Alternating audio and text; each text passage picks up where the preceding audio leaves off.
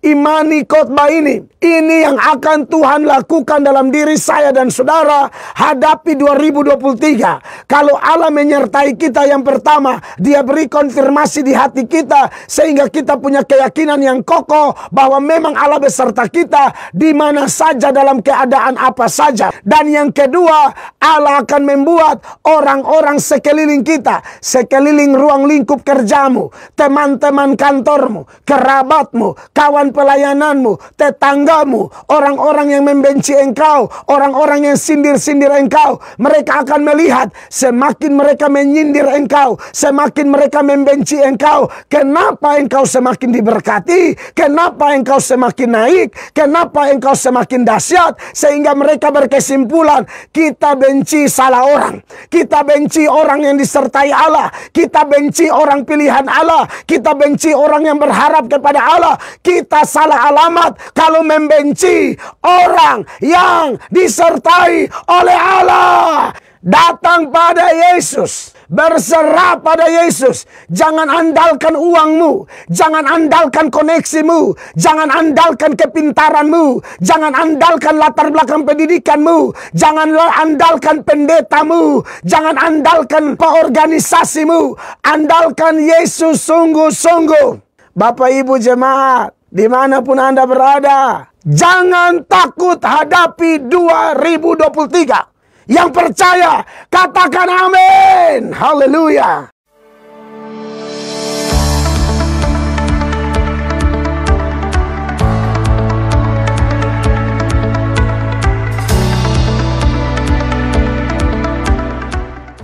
Baik, puji Tuhan, saudara-saudara yang diberkati oleh Tuhan Yesus Kristus.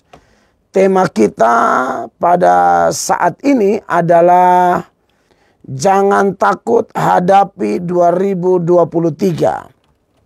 Jangan takut hadapi 2023. Untuk mengantar kita menerima berkat firman Allah ini, ada banyak ayat sebenarnya yang bisa menjadi dasar untuk kita tidak boleh takut menghadapi 2023. Salah satunya yang akan saya soroti adalah Ulangan pasal 31. Ayatnya yang ke-8. Sekali lagi, siapkan catatan saudara. Ya, siapkan Alkitab saudara. Karena tentu khotbah ini akan ada banyak ayat. Begitu juga dengan tanya jawab nanti, kekasih Tuhan ya. Ulangan 31 ayat 8, demikian bunyi firman Tuhan. Sebab Tuhan, Dia sendiri akan berjalan di depanmu. Dia sendiri akan menyertai engkau. Dia tidak akan membiarkan engkau dan tidak akan meninggalkan engkau. Janganlah takut dan janganlah patah hati.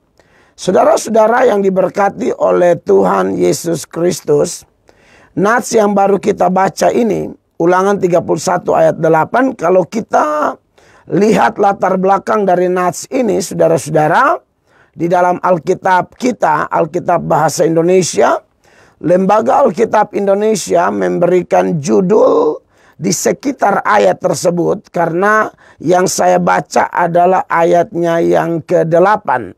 Dan itu ternyata adalah ayat terakhir dari satu perikop yang diberikan judul oleh Lembaga Alkitab Indonesia, Yosua sebagai pengganti Musa. Nah, saudara-saudara yang diberkati oleh Tuhan Yesus Kristus, Yosua sebagai pengganti Musa ini adalah satu catatan sejarah yang suci di mana Tuhan pernah bekerja dengan kedaulatannya.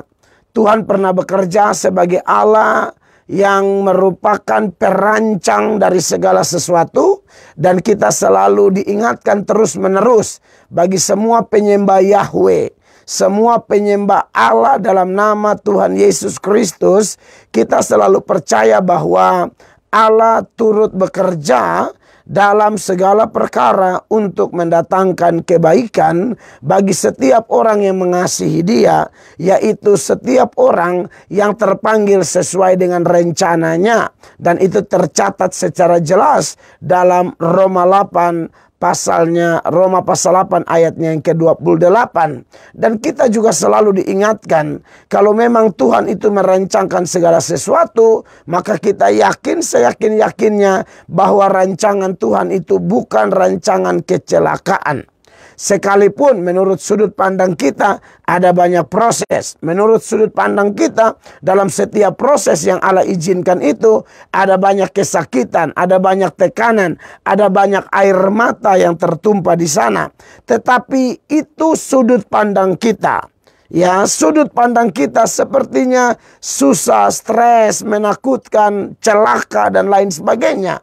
Tetapi firman Allah juga berkata di dalam Yesaya pasal 55 ayat 8 dan 9, di sana ada keterangan tentang kontras antara rancangan kita dengan rancangan Allah. Kontras antara jalan kita dengan jalan Allah.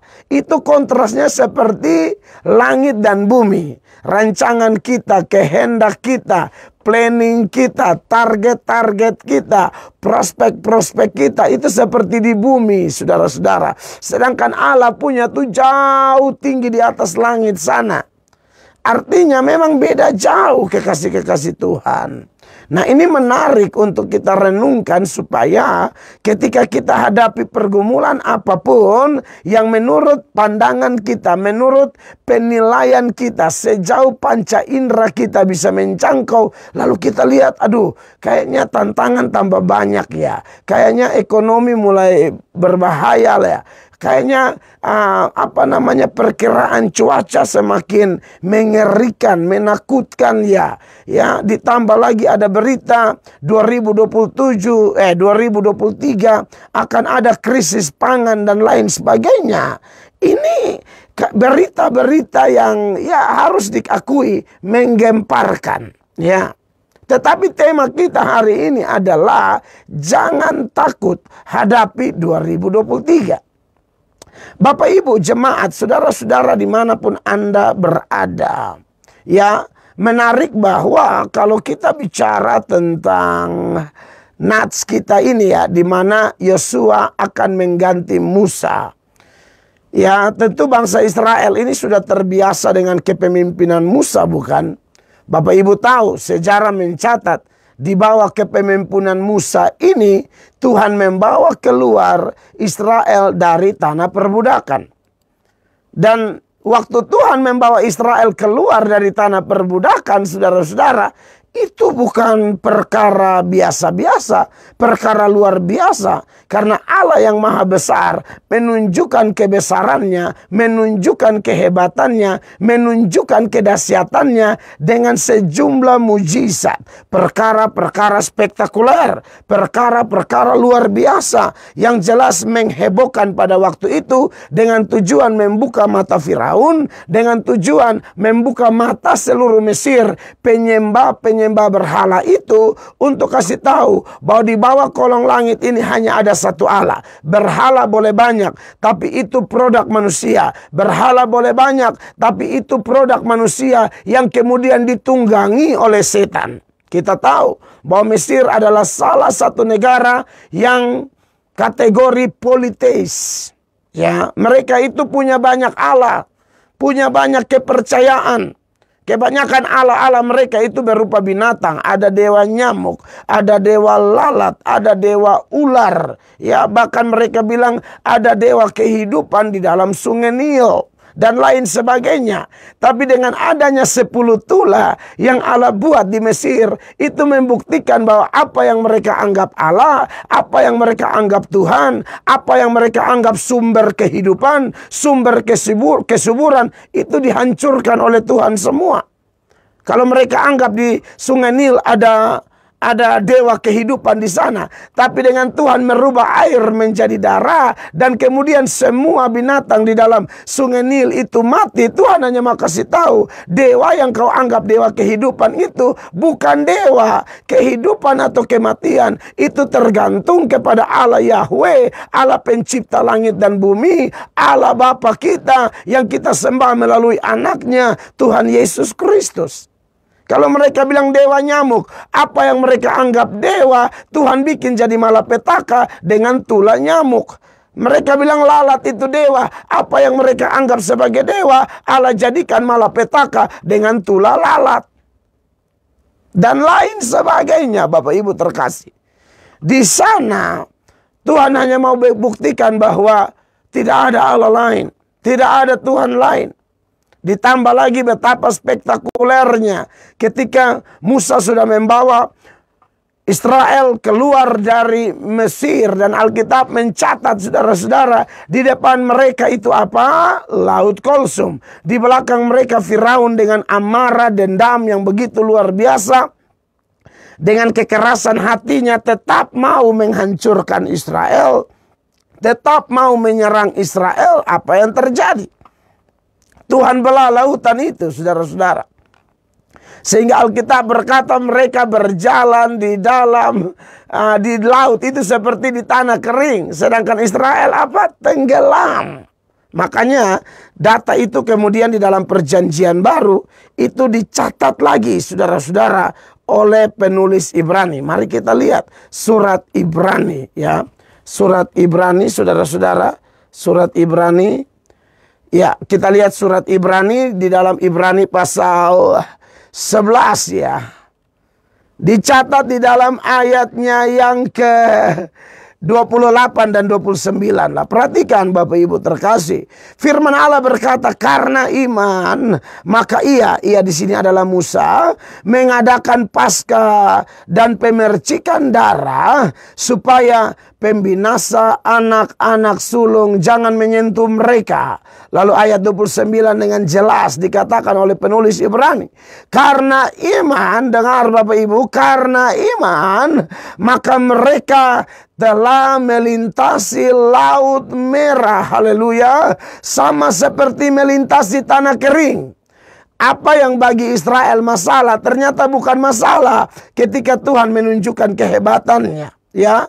Apa masalah mereka? Laut Kulsum, ya. Laut merah, saudara-saudara.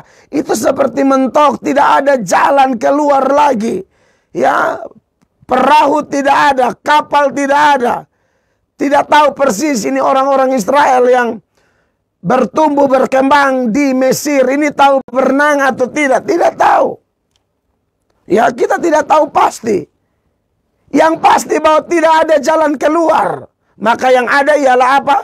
Pasti mati kekasih Allah. Mereka persenjataan tidak lengkap. Sedangkan Firaun bawa pasukan dengan senjata lengkap, dengan kereta berkudanya, dengan ambisi kemarahan yang begitu luar biasa, mau membantai Israel. Tapi itulah Tuhan kita. Di saat Israel, umat Tuhan melihat tidak ada jalan, muka tertutup, belakang tertutup, kiri kanan tidak ada jalan. Tapi ketika mereka lihat ke atas, haleluya. Ketika mereka berharap kepada Bapa Allah pencipta langit dan bumi, di sana Allah tunjukkan kehebatannya bahwa apa yang kau anggap masalah, bahkan bukan masalah biasa, masalah yang sangat hebat. Menurut pandangan mereka, itu di mata Tuhan sangat kecil, sangat remeh.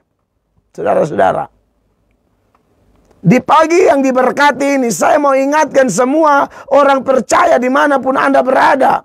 Apa yang Anda anggap masalah di tahun 2023, krisis, bencana, cuaca, atau apapun, Allah yang sama yang membela Laut Kulsum, Allah yang sama itu, Dia Allah Jehovah Shammah, Dia Allah Maha Hadir, Dia Allah tidak berubah, dahulu, sekarang, dan sampai selama-lamanya. Dialah Allah pusat pujian penyembahan kita. Dialah Allah sumber segala berkat, sumber kekuatan, sumber sukacita, sumber mujizat. Mujizatnya masih ada, mujizatnya nyata. Tepat pada waktunya Anda akan melihat Allah membuat saya dan saudara tercengang-cengang. Dunia boleh ketakutan, tapi anak-anak Tuhan tidak akan dikuasai oleh ketakutan. Dunia boleh cemas, tapi anak-anak Tuhan tidak akan dikuasai oleh kecemasan. Dunia boleh gemetar, bahkan tenggelam di dalam masalah,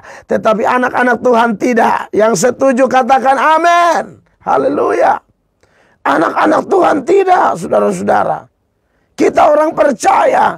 Alkitab bilang, saudara-saudara, jangankan masalah-masalah kita, bahkan masalah terbesar yang bernama dosa, dan gara-gara dosa bisa antar orang ke neraka. Masalah itu saja diselesaikan oleh Bapa di sorga ketika Dia mengaruniakan anaknya yang tunggal, Yesus Kristus Tuhan kita, Raja di atas segala raja, Tuhan di atas segala Tuhan itu. Dan Dia telah mati, Dia telah bangkit, saudara-saudara. Maka Dia akan menjadi pembela bagi kita. Maka apakah yang dapat memisahkan kita dari kasih Allah? Kelaparankah? Ketelanjangankah? Ya, pedangkah? Bahayakah? Atau satu makhluk di atas di bawah? Atau pergumulan apa? Mautkah? Kehidupankah? Tidak ada, dengar, tidak ada yang bisa memisahkan kita dari kasih Allah. Kenapa? Karena Yesus berkata, aku di pihakmu.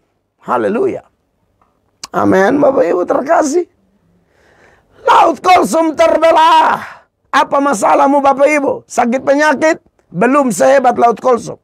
Apa masalahmu? Ekonomi? Tidak sehebat Laut Kulsum. Apa masalahmu? Rumah tangga kurang harmonis? Tidak sehebat Laut Kulsum. Apa masalahmu di dalam pelayananmu? Komitmenmu mengiring Tuhan? Ada banyak ejekan, olokan, hinaan? Belum sehebat Laut Kulsum. Kalau Laut Kulsum saja dia belah, maka jangan pernah khawatir. Jangan pernah mundur. Jangan pernah ciut. Percayalah. Dia Tuhan yang hebat. Dia Tuhan yang dahsyat, saudara-saudara. Maka ini ayat bilang begini. Di Ibrani 11 ayat 29. Karena iman, maka mereka telah melintasi Laut Merah, sama seperti melintasi tanah kering. Sedangkan orang-orang Mesir tenggelam ketika mereka mencobanya juga. Haleluya. Beda kan? Antara umat Tuhan dan orang Mesir waktu itu beda. Yang satu jalan di atas masalah, yang satu tenggelam dalam masalah. Saudara, di mana posisi Anda dan saya? Seperti umat Allah atau seperti Firaun dan pasukannya? Kalau seperti umat Allah, kita akan berjalan di atas tanah kering. Haleluya. Kalau seperti umat Allah yang menyembah Allah yang benar, kita akan berjalan di atas masalah-masalah kita. Sebab bagi anak Tuhan, masalah sebesar apapun, Bapa kita lebih besar. Masalah sehebat apapun, Yesus kita lebih hebat. Masalah sedahsyat apapun, Roh Kudus lebih dahsyat. Haleluya. Percayakah saudara? Saya hanya juru bicara Allah, ya, yang mau menyampaikan kepada kita, jangan takut hadapi 2023. Jangan takut. Anak Tuhan tidak ketakutan, santai aja. Asal tetap berserah kepada Dia. Haleluya. Nah, saudara-saudara, itulah hal-hal yang luar biasa yang perlu kita ingat. Perbuatan-perbuatan Tuhan yang ajaib. Belum lagi mujizat-mujizat peperangan. Belum lagi keajaiban-keajaiban yang lain. Tiang awan, tiang api.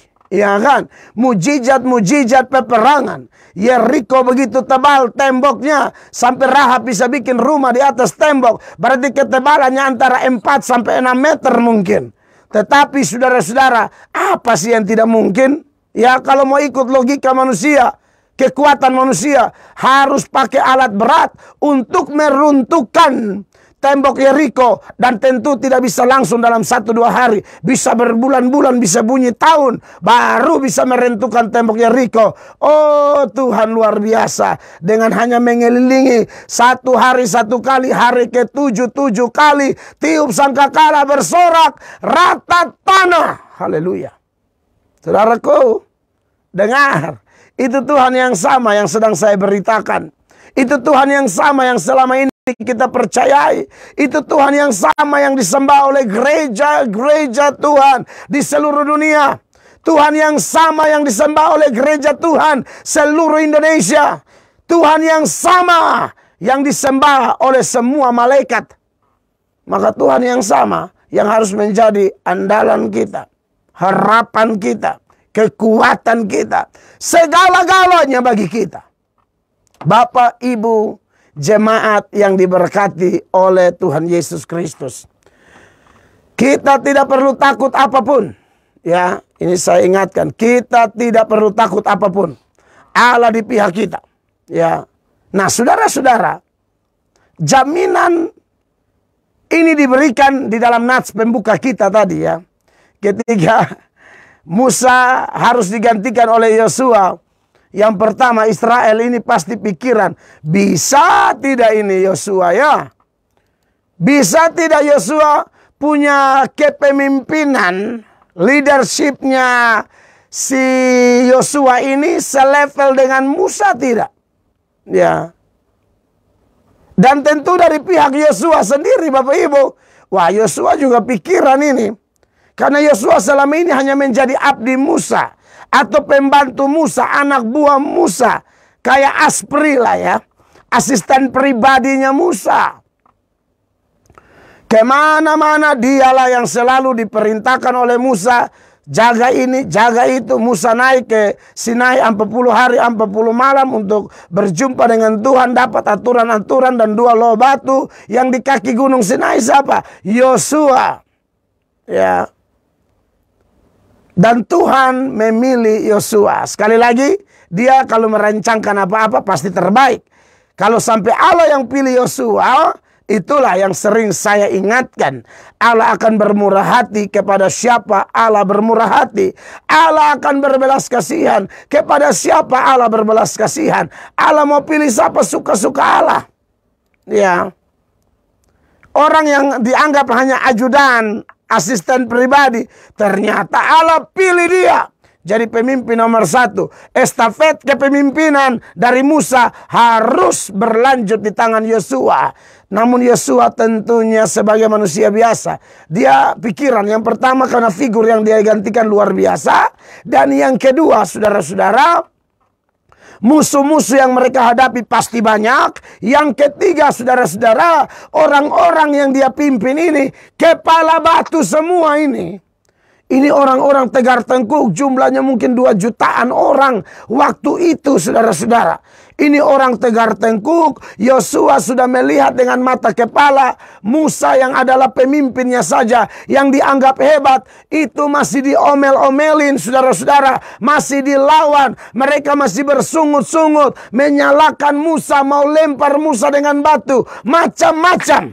Jadi faktor-faktor ini tentu membuat Yosua ciut, membuat Yosua pikiran, membuat Yosua tertekan. Sanggupkah saya megang jabatan ini, tugas ini, tanggung jawab ini?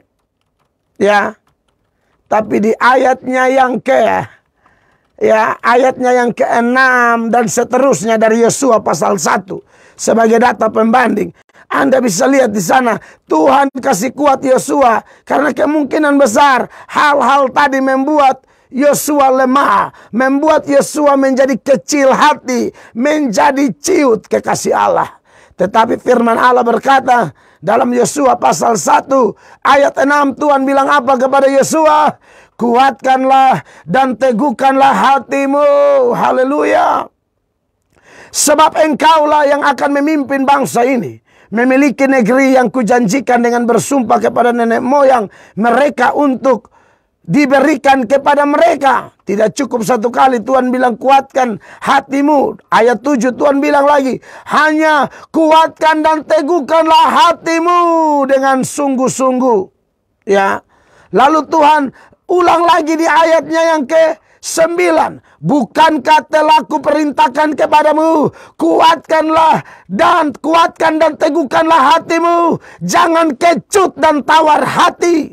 Saudara-saudara, dari 3 kali Tuhan kasih ingat Yosua ini, kelihatannya ini memang masalah serius yang bergejolak di dalam diri Yosua, yang akan melanjutkan estafet kepemimpinan, menghadapi banyak musuh, memimpin orang-orang kepala batu, dan harus menggantikan figur hebat sekelas Musa.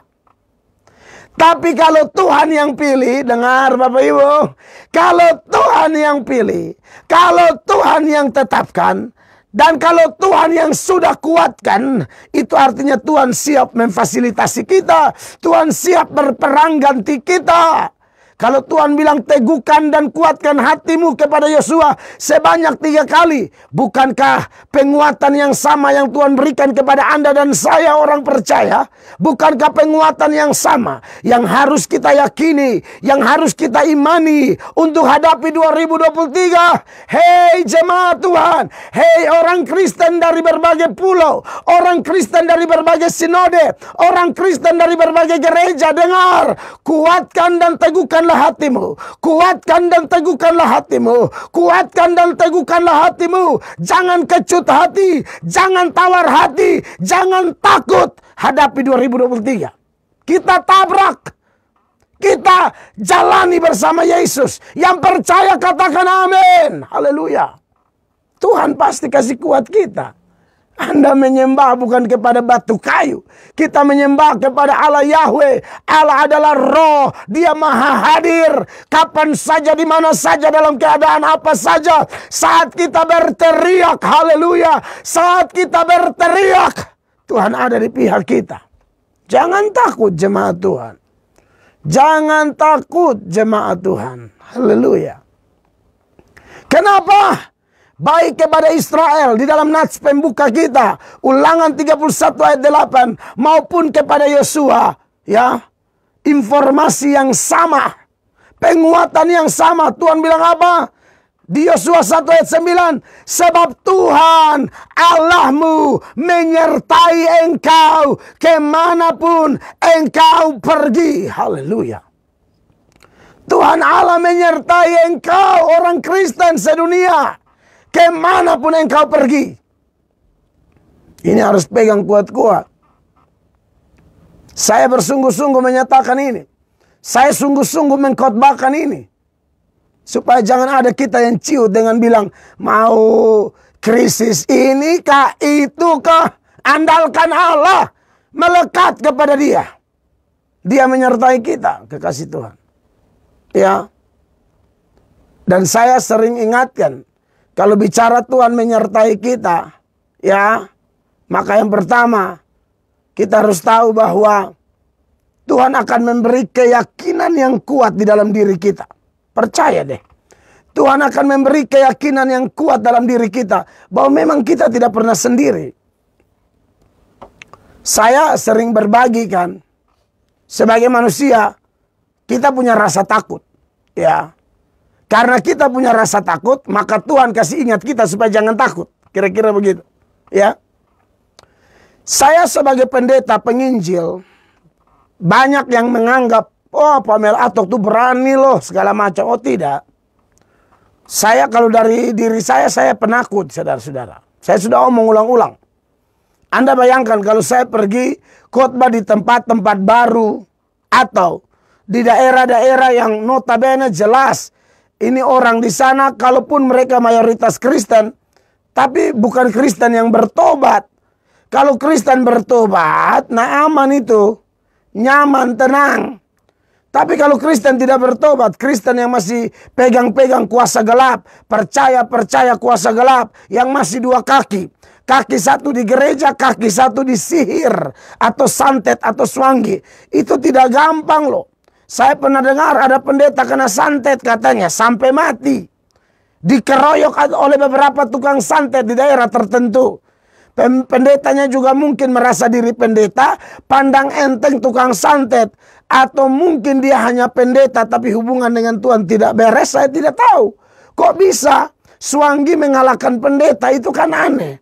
Harusnya iman mengalahkan dunia. Harusnya kuasa yang ada pada kita mampu untuk membuat kita berkemenangan menghadapi apapun, termasuk hadapi setan, kan begitu. Nah, saya secara jujur kadang-kadang pikiran loh. Apalagi kalau yang ngundang seperti saya bilang kurang berhikmat, ya. Mereka pikir, aduh kalau pendeta berarti pasti ya mentalnya baja lah, ya kan. Langsung dikasih tahu, Pak, ini tempat yang akan Bapak datang nih, banyak swanginya, banyak tukang santetnya, banyak penyihirnya. Penyihirnya ada yang bisa terbang katanya. Pernah ada pendeta mati disihir di sini. Mereka pikir dengan memberitakan itu, Saya aman-aman saja. Saya juga mikir kali. Saya juga jadi pikiran, aduh ini jangan-jangan saya kena santet. Kan begitu.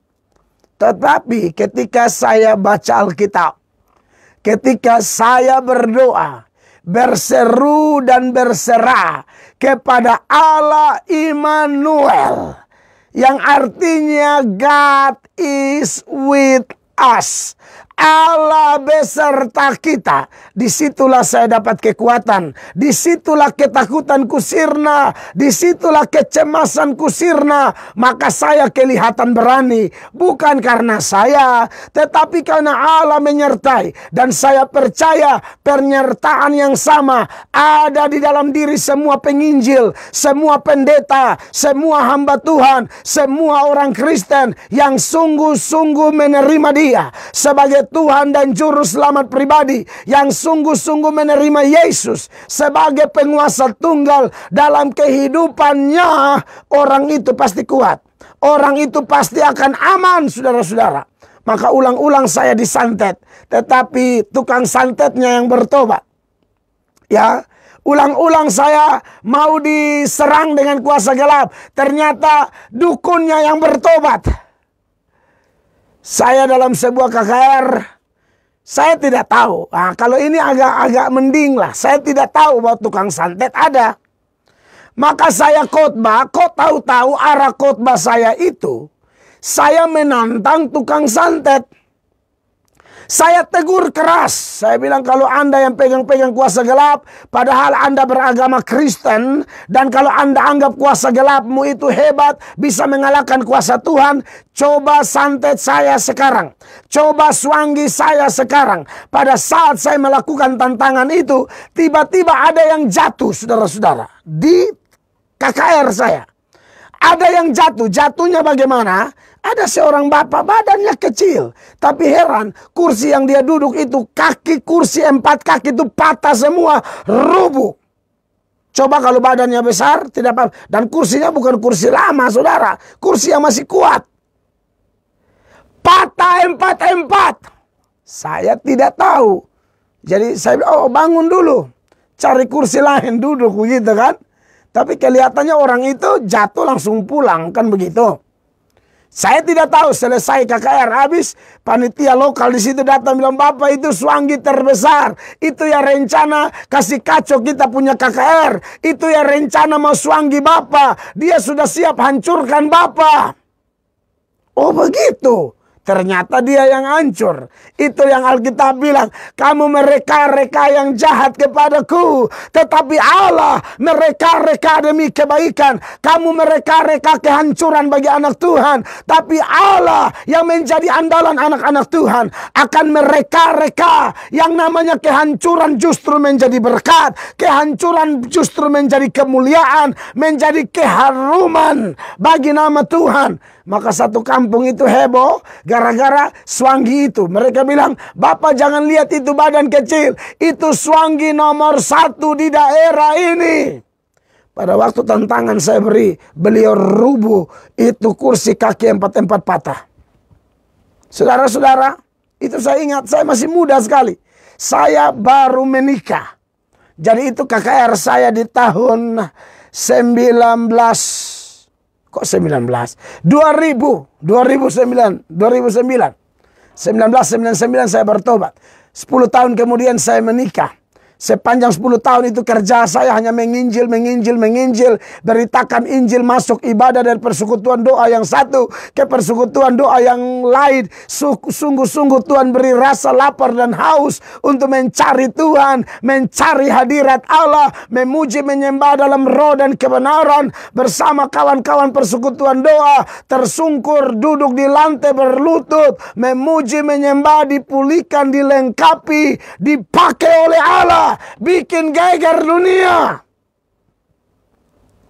Di situ saya belajar bahwa kalau Tuhan bilang aku menyertai kamu, Dia akan beri konfirmasi itu di hati kita sehingga kita punya keyakinan yang kokoh untuk hadapi apapun.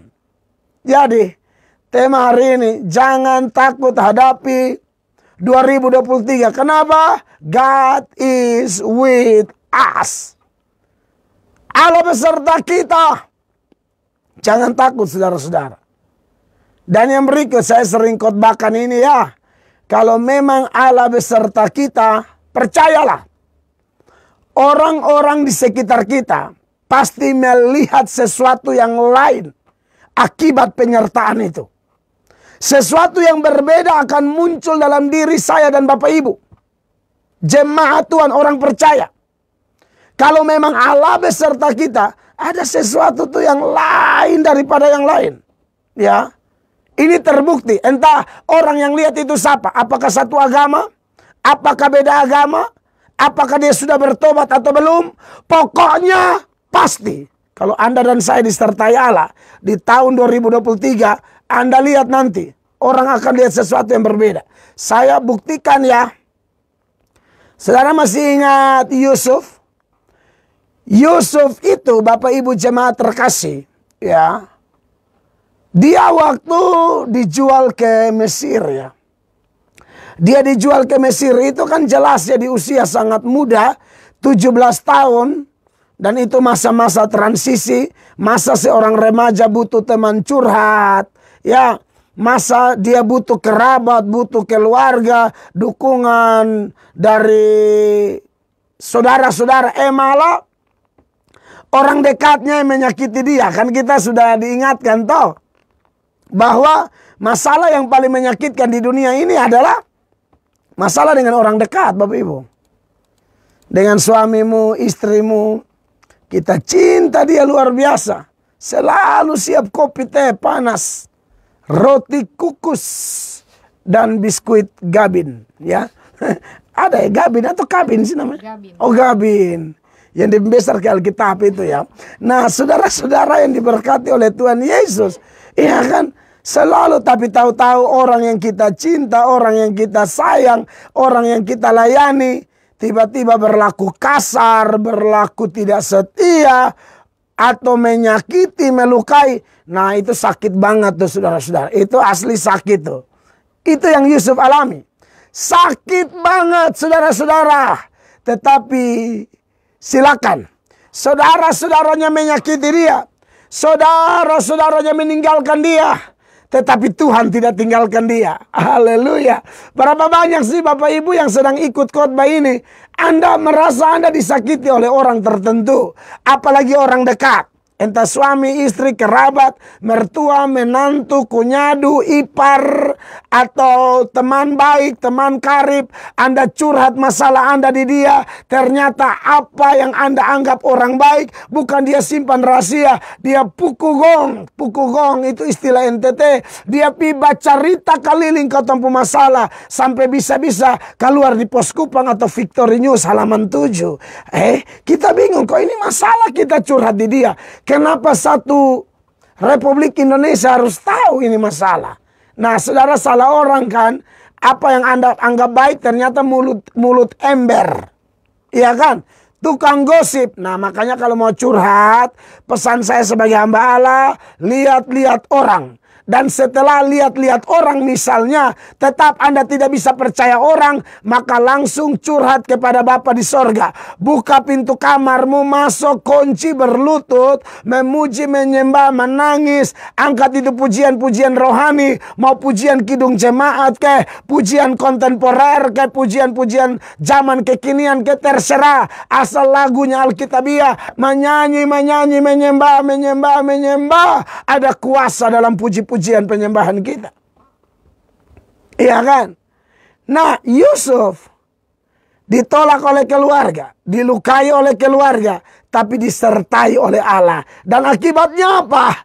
Potifar yang jelas-jelas bukan orang beriman, bukan penyembah Yahweh, tapi Tuhan menyertai Yusuf dan Tuhan membuat sehingga Potifar bisa melihat bahwa Allah di pihak Yusuf, saudara-saudara.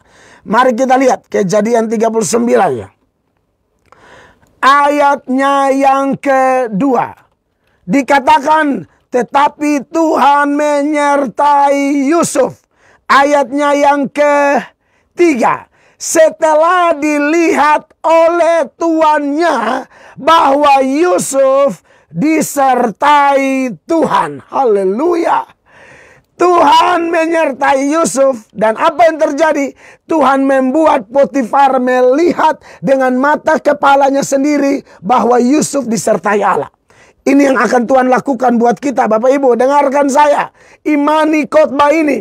Ini yang akan Tuhan lakukan dalam diri saya dan saudara hadapi 2023. Kalau Allah menyertai kita, yang pertama, Dia beri konfirmasi di hati kita sehingga kita punya keyakinan yang kokoh bahwa memang Allah beserta kita di mana saja, dalam keadaan apa saja, saudara-saudara.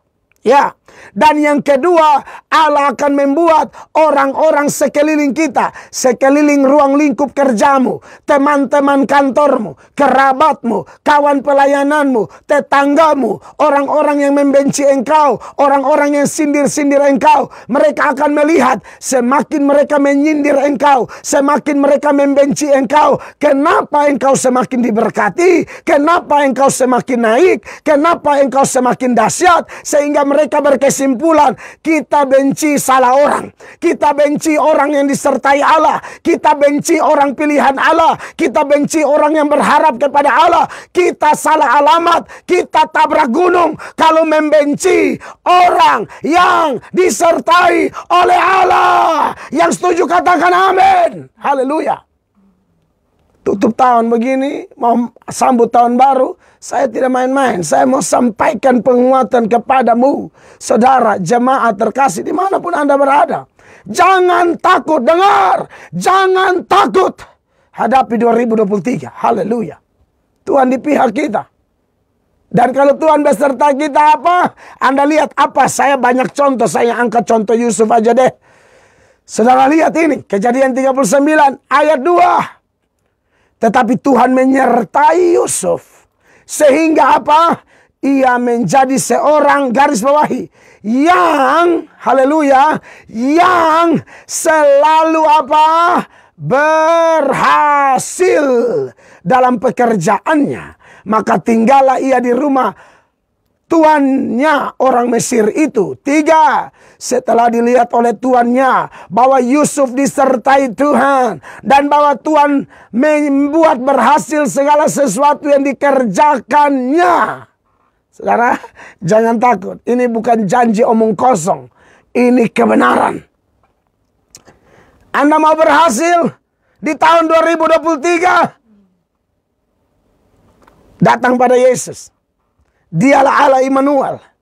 Datang pada Yesus. Berserah pada Yesus. Jangan andalkan uangmu. Jangan andalkan koneksimu. Jangan andalkan kepintaranmu. Jangan andalkan latar belakang pendidikanmu. Jangan andalkan pendetamu. Jangan andalkan apa organisasimu. Andalkan Yesus sungguh-sungguh. Maka Anda akan lihat. Maka Anda akan lihat. Dia beri konfirmasi di hati. Sehingga Anda punya keyakinan yang kokoh bahwa Dia menyertai kamu. Yang kedua, dunia melihat. Dunia lihat apa? Ada keberhasilan di hidupmu. Keberhasilan secara rohani maupun secara jasmani. Allah akan berkati. Ya. Anda mau berhasil? Tapi saya beri catatan terakhir ya. Berhasilnya kita ini, dengar baik-baik. Berhasilnya kita ini bukan berhasil yang semudah membalik telapak tangan. Yusuf berhasil, tapi berhasil karena dia melalui proses-proses yang sangat pahit di hidupnya. Terluka. Ada di rumah Potifar umur 17 tahun. Naik tahta 30 tahun. Artinya apa?